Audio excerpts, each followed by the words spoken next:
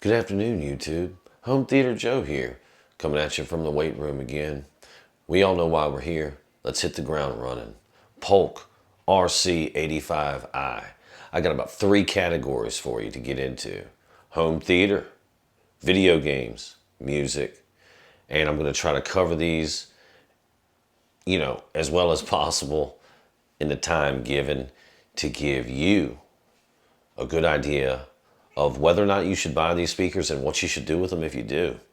All right, so I'm right here at Crutchfield website. I'm on the product highlights of the RC85Is, and I want to read this real quickly. Ideal for stereo music or for left and right, front or surround channel of home theater.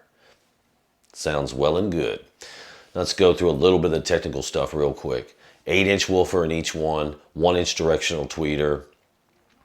These guys are 8 ohm speakers, 90 dB sensitivity. You're looking anywhere in the range of 50 hertz to 20,000 hertz, minus about 3 dB.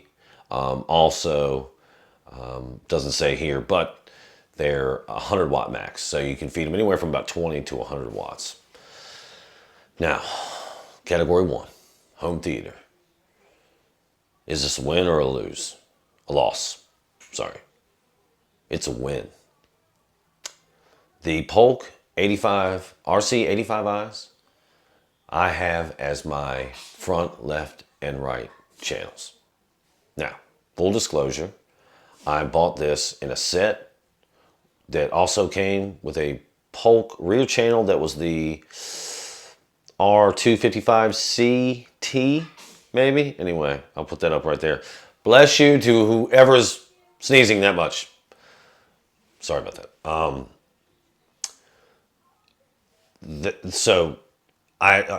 But also that center channel did not come for 20 or 30 days, and I was running my speakers without a center channel. So my home theater was running for a little bit without that center channel, maybe 20, 30 days.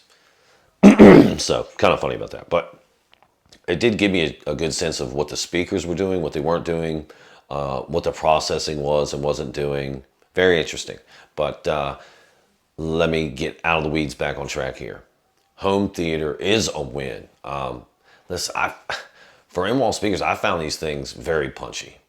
Also, another side note, I did put insulation in the cavities where my in-walls are. So, if that makes any difference to you, I've read both ways.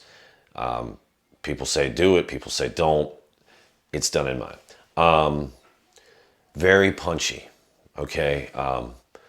And pretty good separation for my setup, being not so far apart, but pretty good separation, good clarity, and I just don't have a negative really about the home theater.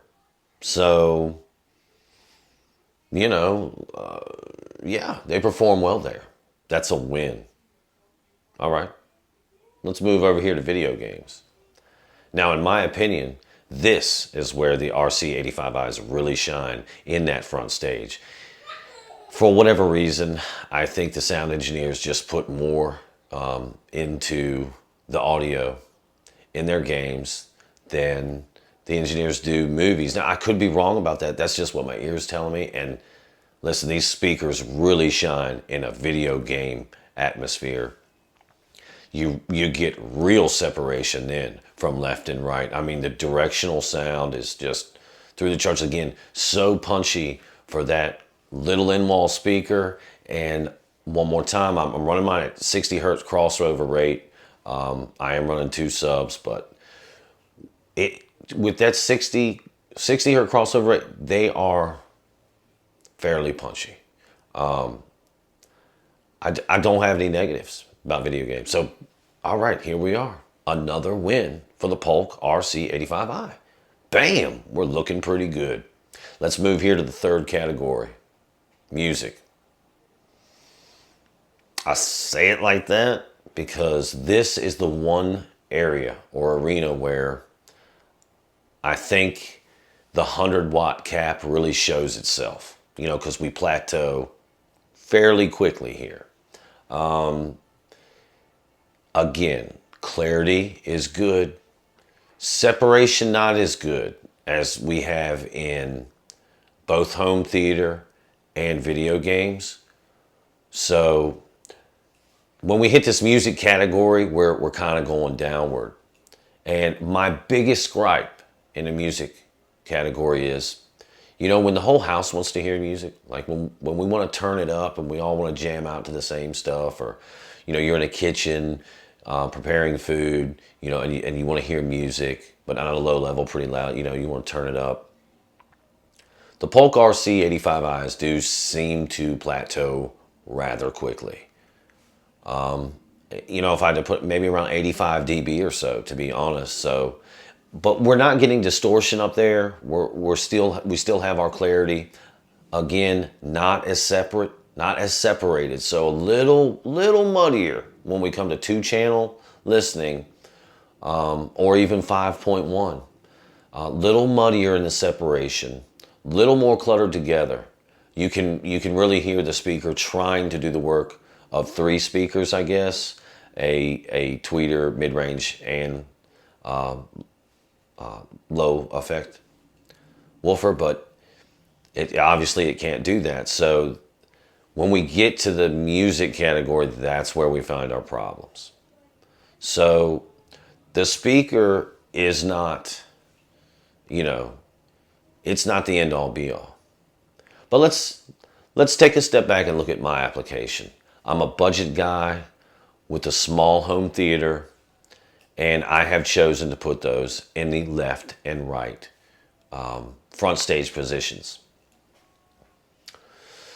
I have been very happy with everything that the speakers have done, with the exception of the music category. Having said that, I personally would not use these speakers as your front left and right channels, your front sound stage. The 100-watt max is not, or cap is not such a big deal when we're in the home theater space.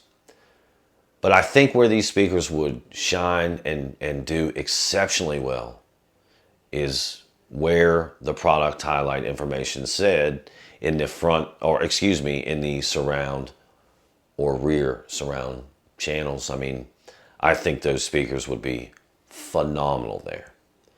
So if I had to do it again, I'd probably have to do the same thing, considering budget, and I'm a budget guy. However, this video is not for me. It's for anybody that wants to know. My advice would be, keep in mind I'm just a guy talking to my cell phone. Do not use the Polk RC 85Is in your front soundstage. Just don't do it. I think the expectation will be pretty high, possibly not met. For me, met, but for others, maybe not. And then when you switch over to the music side of things, then you really see the limitations going on, and it can be a little disappointing. So let me shortcut you, save you all that trouble, all that headache. Put them in your side surrounds, put them in your rear surrounds. Great speakers for those positions, I feel like. So, yeah, I think that about covers it, really. I'm very happy with what I have in my application with those speakers, even though the music arena is not,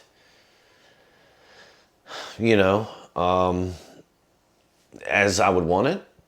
But I'm still very happy. Keep in mind, we have to think about price when we make these decisions. And for the price I paid for these speakers, I'm not mad at them. I love them. So I don't want people to get it twisted and think that I don't like these speakers. I'm just saying I don't know if I like them in my application.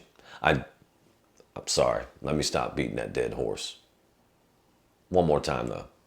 Don't put them in your front soundstage. All right. That's probably enough yammering from me about the Polk RC 85i. Yeah, that'll do it. As always, thank you for listening.